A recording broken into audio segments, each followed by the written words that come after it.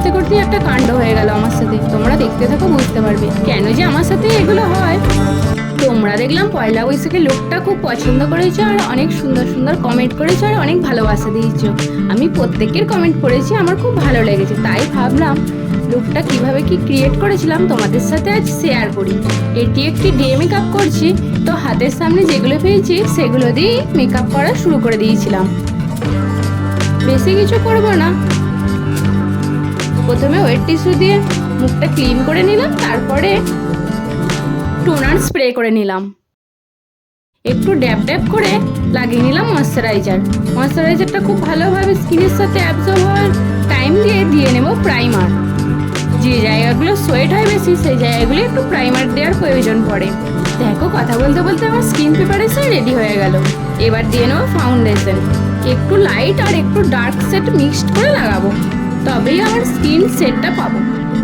দেখো আমি কোনো স্কিন কারেক্টিং করলাম না, ওটা স্কিপ করে গেলাম, কারণ এটি একটি ডে মেকআপ করছি আর আমার নিজের মেকআপের ক্ষেত্রে আমি কখনো স্কিন কারেক্টিং করি না, আমার ঠিক ভালো লাগে না, একটু হেভি মেকআপ হয়ে যায় মনে হয় যেন।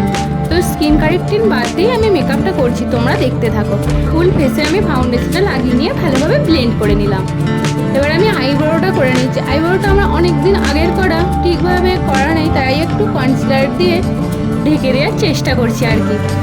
আর এই মেকআপ করতে করতে একটা কাণ্ড হয়ে গেল আমার সাথে। তোমরা দেখতে থাকো, বুঝতে পারবে কেন যে আমার সাথে এগুলো হয়। এবার লুজ পাউডার দিয়ে মেকআপটা ভালোভাবে সেট করে নেব। মেকআপ করতে আমার বেশ লাগে, মন খারাপ থাকুক আর ভালো থাকুক, মেকআপ করলে এমনিই মনটা ভালো হয়ে যায় জানো। আর তারপরে যদি মেকআপটা যদি সুন্দর হয়, নিজের পছন্দ মতো হয়, তখন তো আরও মন ভালো হয়ে যায়। কি বলো তোমরা? নিজের মেকআপের থেকে কাউকে মেকআপ করিয়ে দিতে বেশি ভালো লাগে। তারপর যদি সেটা তার পছন্দ হয় তাহলে তো আর কথাই নেই। নিজের মেকআপের থেকে অন্যকে মেকআপ করিয়ে দেওয়াটা আমার কাছে যেন বেশি সুবিধাজনক লাগে আর ভালোও লাগে করতে। দেখো কথা বলতে বলতে আমার নোজ কন্ট্রোলটা করা হয়ে গেল। এবার সাইডগুলো করে নিচ্ছি, বেশি কিছু কাটবো না, কারণ আমার যেটা ফেস সেটাই রাখতে বেশি ভালো লাগে। মেকআপ করে বেশি ফেসটা চেঞ্জ হয়ে গেলে আমার নিজেরই কেমন যেন ভালো লাগে না। এবার করে নিচ্ছি ব্লাশ। এবার একটু ফিক্সার দিয়ে মেকআপটা ফিক্স করে নেবো। ব্যাস আমার বেস মেকআপটা মোটামুটি কমপ্লিট। এবার আইব্রোটা একটু ড্র করে নেবো, তারপর করে নেবো আই মেকআপ। আর এই আই মেকআপ করতে করতে ব্যাস কারেন্টটা চলে গেল। আর তোমরা তো জানোই মেকআপের ক্ষেত্রে লাইট কতটা প্রয়োজন। কিছুটা লাইটে আর কিছুটা ফোনের ওই অন্ধকার লাইটে আই মেকআপটা কমপ্লিট করে নিলাম। এরপর এলো লাইনার পরা।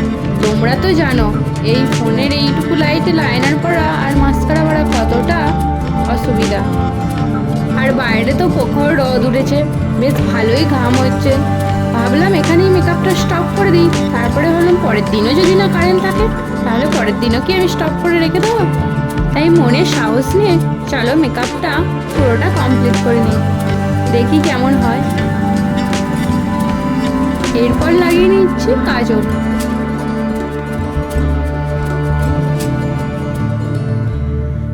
এখন লাগিয়ে নিচ্ছি হাইলাইটার লাগিয়ে নিলে যেন মেকআপটা প্রাণ ফিরে পায়। কি বলো তোমরা? বেশ ভালো গ্লো করে। জানি অনেকেরই আমার মেকআপ ভালো লাগবে আর অনেকেরই ভালো লাগবে না। জানি অনেকেরই আমার মেকআপ ভালো লাগবে আর অনেকেরই ভালো লাগবে না। সবার তো সমান না, সব কিছু মিলিয়ে মিশিয়ে নিয়ে চলতে হবে। যদি আমার মেকআপ আমার ভিডিও ভালো লেগে থাকে অবশ্যই পাশে থেকে চ্যানেলটা সাবস্ক্রাইব করবেন আর লাইক কমেন্ট শেয়ার তো করবেনই। চলো অনেক তো মেকআপ হলো, এবার শাড়িটা পরে নিই। আজ পরছি একটা লাল ঢাকাই শাড়ি আর তার সাথে একটা সাদা ব্লাউজ। দেখো তো কেমন লাগছে। আজ পরেছি একটু আটপৌরে স্টাইলে শাড়িটা। কথা বলতে বলতে দেখো মেকআপটাও কমপ্লিট হয়ে গেল। দেখো তো কেমন লাগছে। শুধুমাত্র ফোনের ফ্ল্যাশ লাইটই দেখাচ্ছি, দেখো তো। দাঁড়াও বাইরে গিয়ে দেখাই। সকলকে শুভ নববর্ষ।